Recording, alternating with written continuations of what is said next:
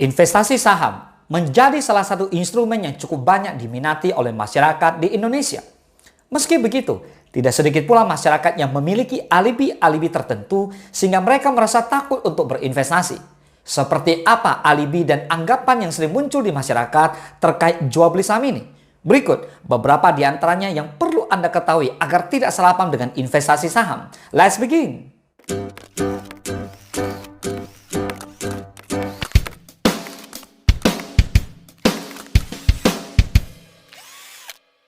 Sebelum kita lanjut, ayo silakan subscribe channel ini.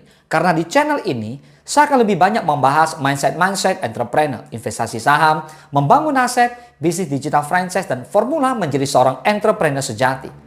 Mungkin anggapan bahwa berinvestasi saham sama dengan judi sudah sering Anda dengar.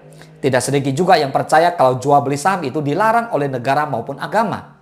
Alibi seperti ini muncul dikarenakan kurangnya pengetahuan seseorang tentang investasi saham itu sendiri.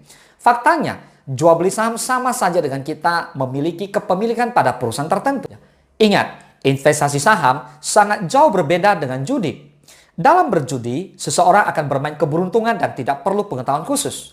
Beda halnya dengan saham yang dibutuhkan riset dan analisis mendalam tentang kinerja perusahaan dan pergerakan pasar. Dengan kata lain, investasi saham sebenarnya hampir sama dengan Anda melakukan bisnis pada umumnya, yakni menjual dan membeli produk pada saat yang tepat. Keraguan berikutnya yang muncul dalam diri seseorang yang malas untuk berinvestasi dikarenakan mitos bahwa saham itu sulit dipelajari, khususnya bagi para investor pemula, sebab banyak istilah-istilah yang kurang familiar dan akan dihadapkan sebuah grafik pergerakan harga yang tentu memusingkan. Tak heran, banyak pula yang beranggapan jika investasi saham hanya cocok bagi kalangan pebisnis dan intelektual. Pada kenyataannya, investasi saham sebenarnya tidaklah terlalu rumit dipelajari apabila Anda bersungguh-sungguh. Saat ini juga terdapat banyak informasi mengenai seluk-beluk saham yang bisa ditemukan dengan mudah di jagat maya. Jadi, Anda bisa belajar tentang saham di mana saja dan kapan saja dari berbagai macam sumber informasi, baik itu internet maupun buku investasi. Mitos atau alibi lainnya yang sering didengar dari orang-orang yang takut berinvestasi saham ialah resiko kerugian yang besar. Banyak beranggapan kalau sekali rugi di investasi saham akan langsung bangkrut. Memang semua investasi memiliki resiko termasuk pula saham. Namun bila Anda bisa menganalisisnya dengan baik, maka potensi kerugian dapat diminimalisir. Selain itu, bagi trader pemula ada baiknya untuk memilih jenis saham yang minim resiko. Misalkan untuk jenis saham yang termasuk indeks LQ45 karena relatif lebih liquid.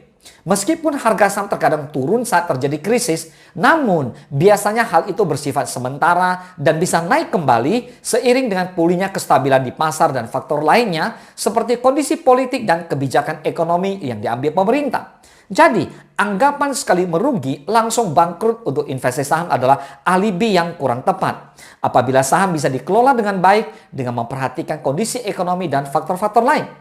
Seringkali orang bilang bahwa saham membutuhkan modal dan biaya investasi yang besar, sehingga dana yang dimiliki pun rasanya tidak akan cukup.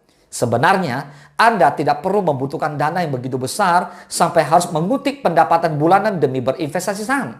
Ada pula saham yang dijual dengan harga rendah per lotnya atau per 100 lembar. Contoh, saham di perusahaan X bernilai Rp500 per lembarnya. Di sini, Anda bisa membeli saham dari perusahaan X untuk satu lotnya adalah Rp500 kali 100 lembar.